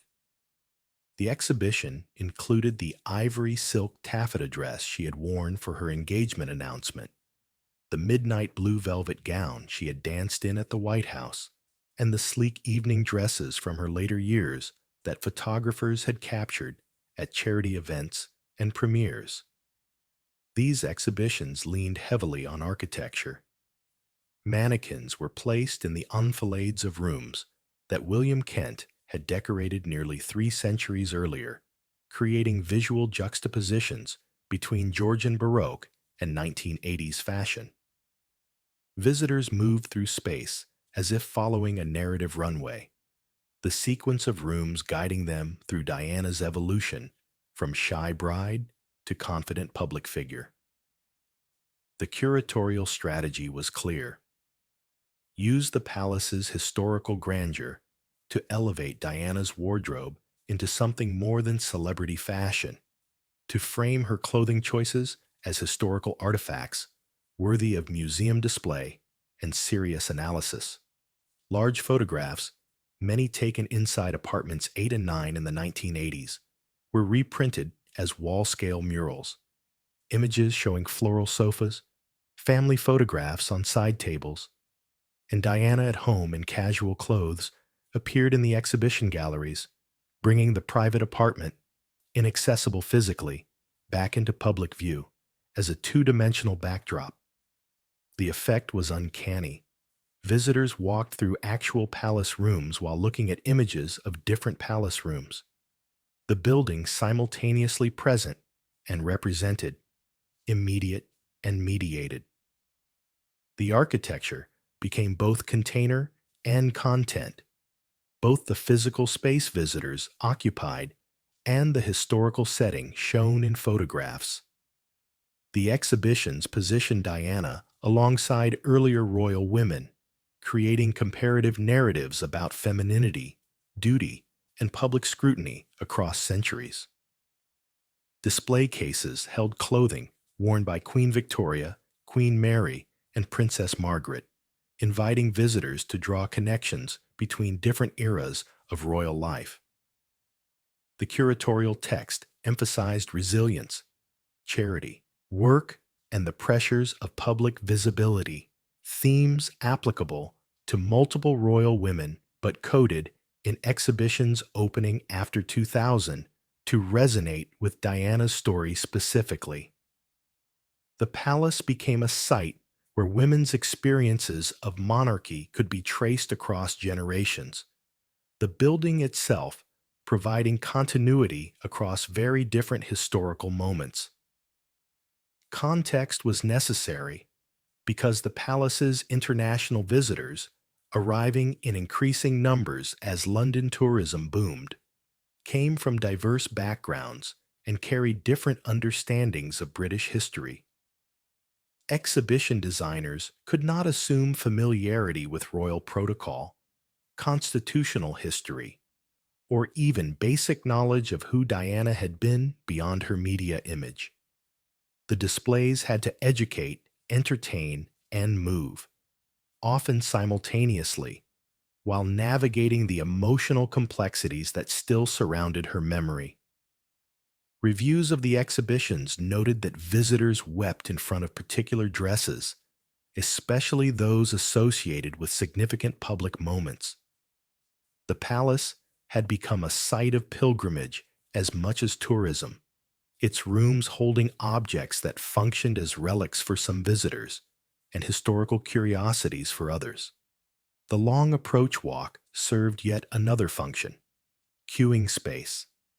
On busy days, visitors waited for up to an hour beneath the red brick facade, reading plaques and looking toward the gardens that had once provided privacy for a young family. The palace, in effect, turned its own exterior into the prologue for an interior exhibition. The building itself became a label for the story inside, its recognizable facades preparing visitors for the encounter with Diana's clothing, photographs, and legacy. The experience was carefully staged, moving from exterior recognition through security checks and ticket validation into galleries where the public could finally access, through objects and images, something of what had existed behind the walls they had only ever seen from outside. In transforming Diana's clothes and photographs into curated objects within a historic palace, Kensington converted personal memory into heritage. The same rooms that once managed access to a living princess now manage the pace of a narrative about her. Visitors moved at their own speed, but the sequence was fixed, the story predetermined. Diana appeared not as a person who had lived in the building, but as a subject suitable for museum interpretation. Her life broken into themes and display cases, her wardrobe dated and conserved and placed behind glass. The intimacy suggested by the photographs. Diana at home, in her sitting room, casual and approachable, contrasted with the formality of the museum setting, creating a tension the exhibitions never quite resolved. The curatorial approach reflected broader trends in heritage interpretation. Museums were moving away from didactic, object-focused displays toward immersive, emotionally engaging experiences. Digital technology allowed for interactive elements, touchscreens showing video footage of Diana, audio recordings of her speaking, projected images that animated static displays. The palace embraced these tools, using them to create a multi-sensory experience that went beyond simply looking at dresses. Yet the core of the exhibitions remained material.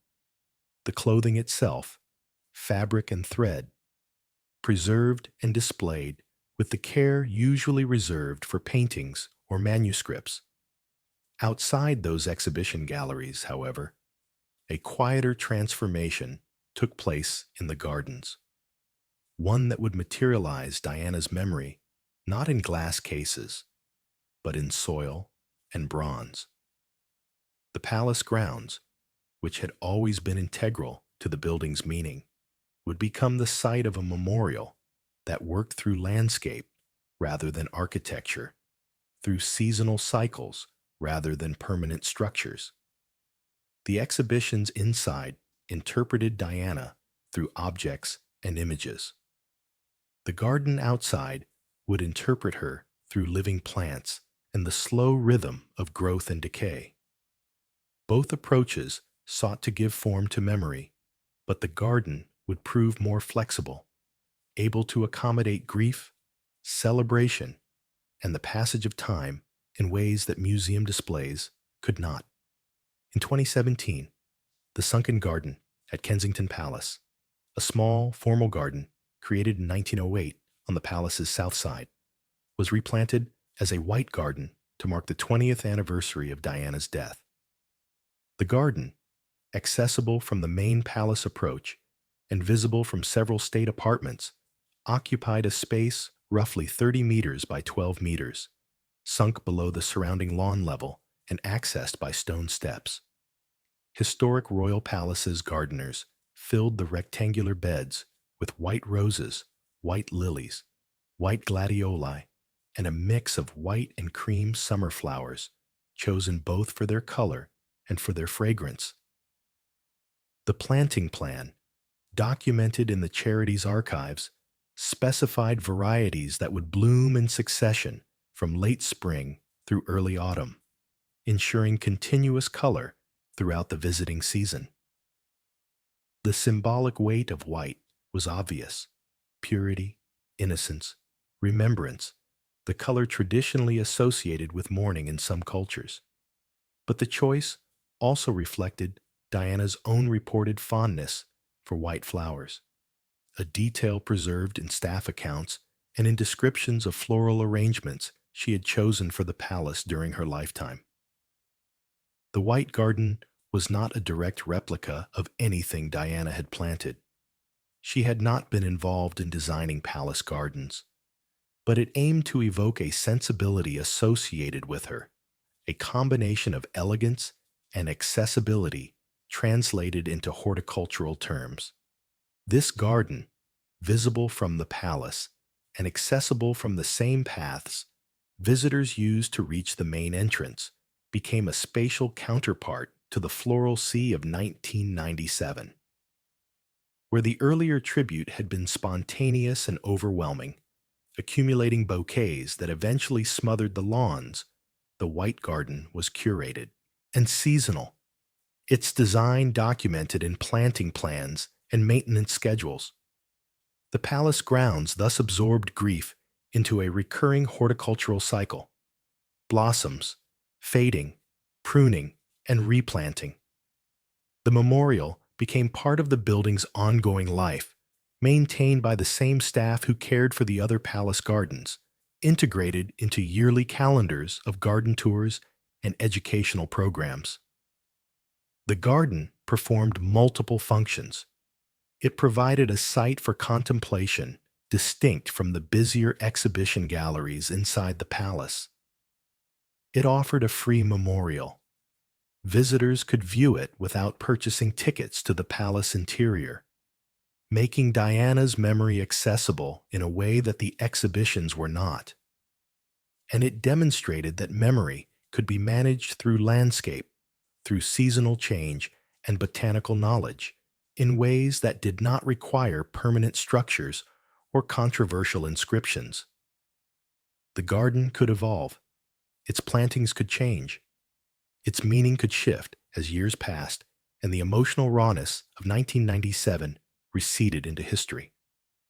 On 1st July 2021, what would have been Diana's 60th birthday, her sons Prince William and Prince Harry unveiled a bronze statue of their mother at the center of the sunken garden. The sculpture, created by artist Ian Rank Broadley, depicted Diana standing with three children gathered around her, a composition meant to represent her humanitarian work and her connection to young people. The statue, cast in bronze and mounted on a low stone plinth, sat against a backdrop of clipped hedges and the red brick of the palace, aligning visual axes between living memorial, historic building, and public park. The unveiling was a private ceremony, restricted to family members and close friends, but images of the statue were distributed globally within hours. Press commentary focused on the sculptural representation. Diana's expression, the styling of her hair and clothing, meant to evoke her appearance in the 1990s, the symbolic presence of the children. Aesthetic judgments varied. Some praised the statue's warmth and accessibility. Others criticized it as conventional or sentimental.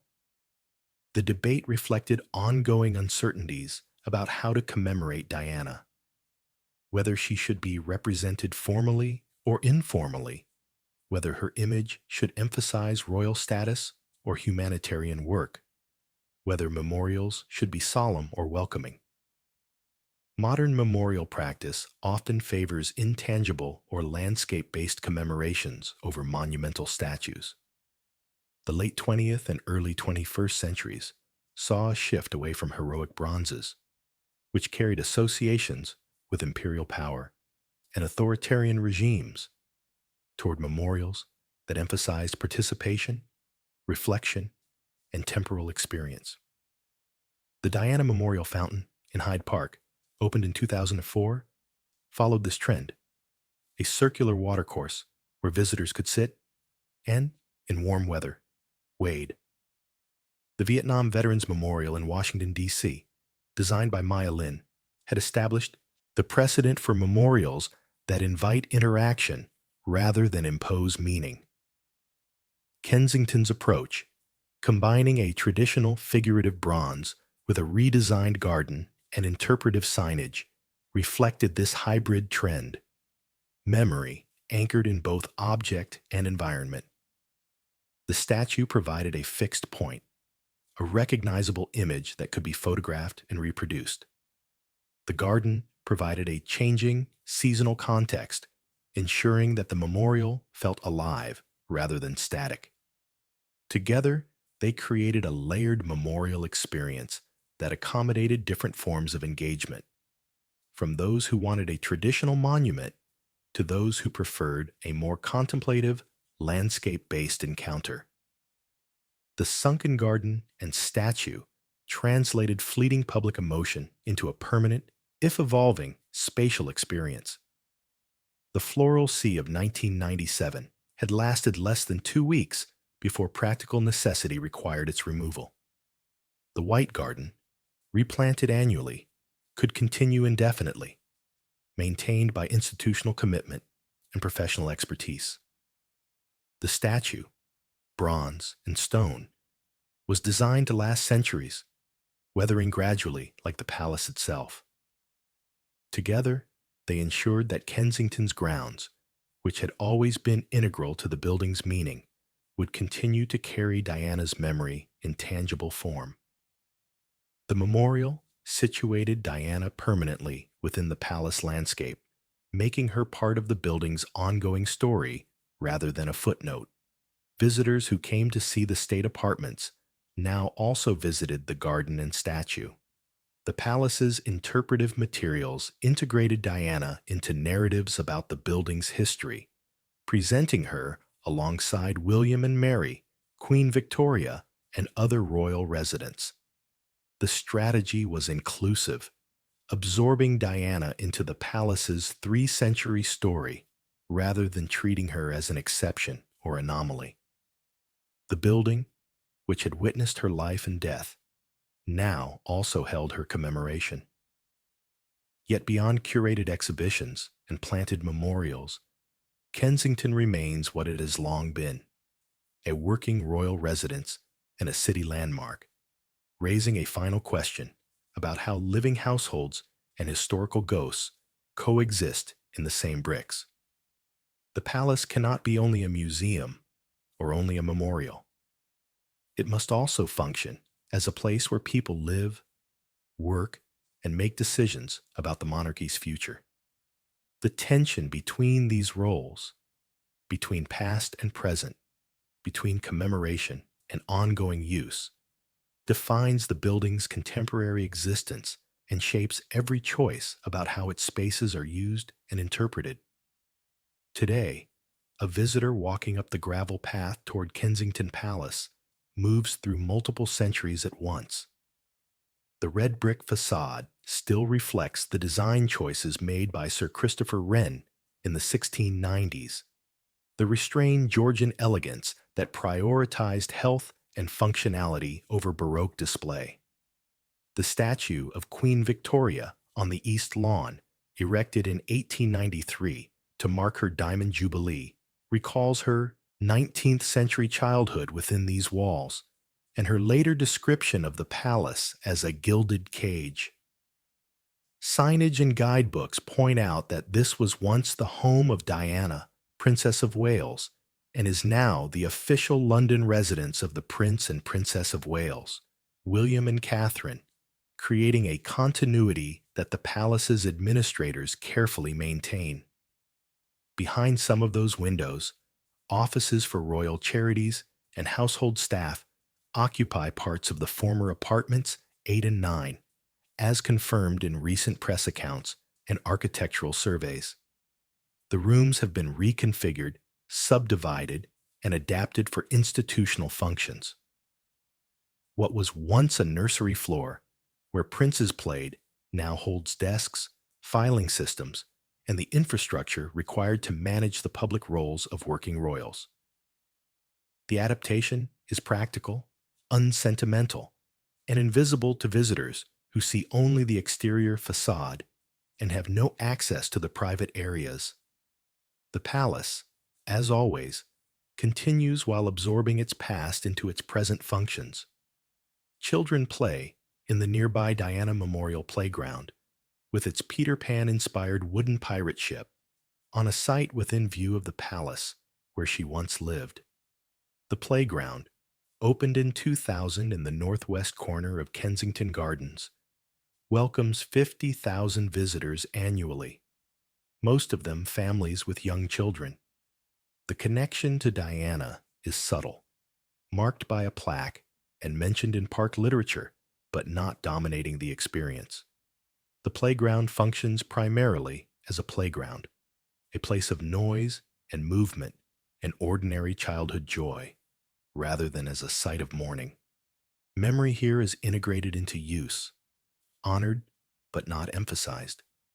Runners and walkers follow the Diana Memorial Walk, a 7-mile route marked by metal plaques set into the pavement, threading together Kensington Palace and 4 other London locations associated with her life: St. James's Palace, Buckingham Palace, Spencer House, and Clarence House. The walk, opened in 2000, was designed to allow people to trace Diana's London through physical movement, following in her footsteps, literally and metaphorically, across the city. The experience is public, accessible to anyone, and free.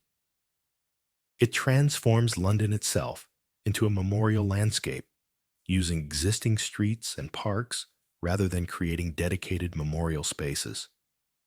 The architecture of Kensington Palace remains stable. Its meanings do not.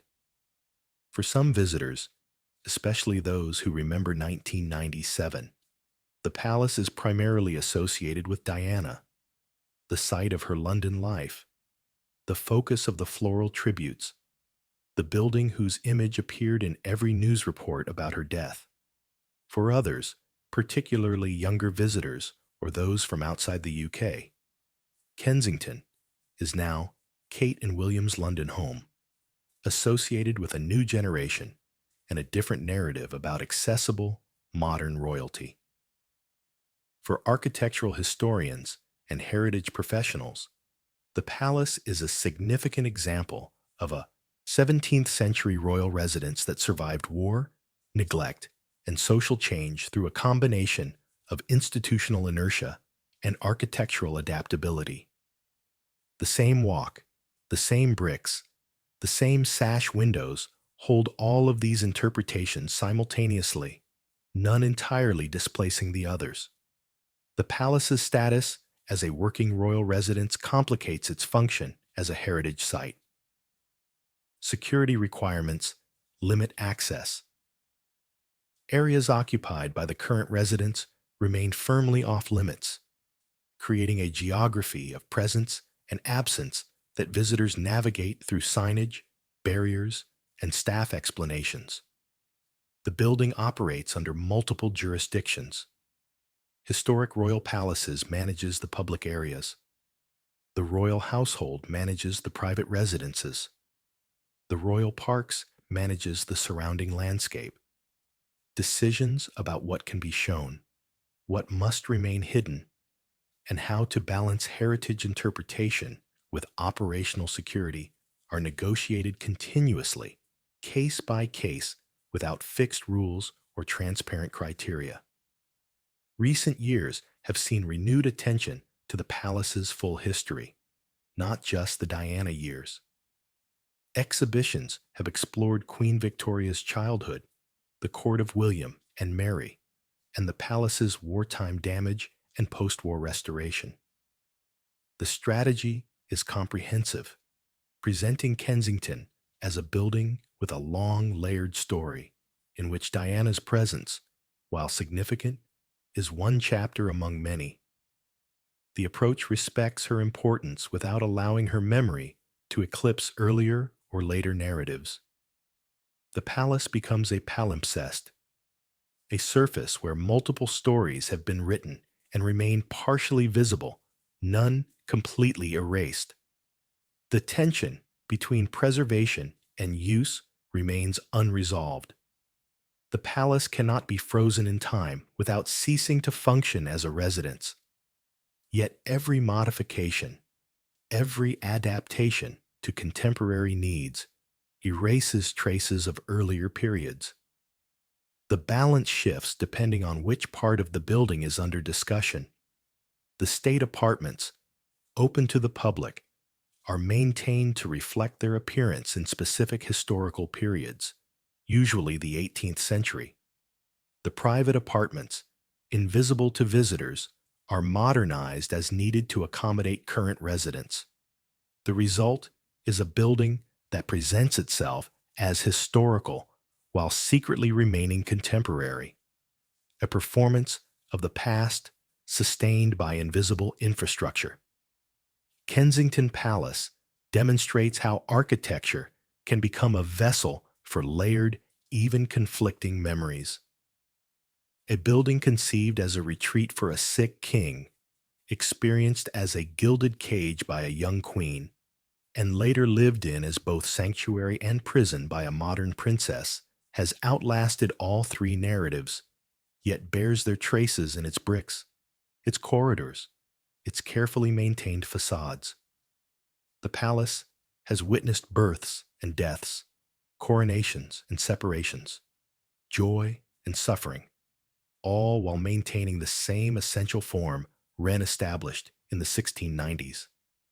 Its survival depends precisely on this flexibility, its ability to mean different things to different people while remaining recognizably itself.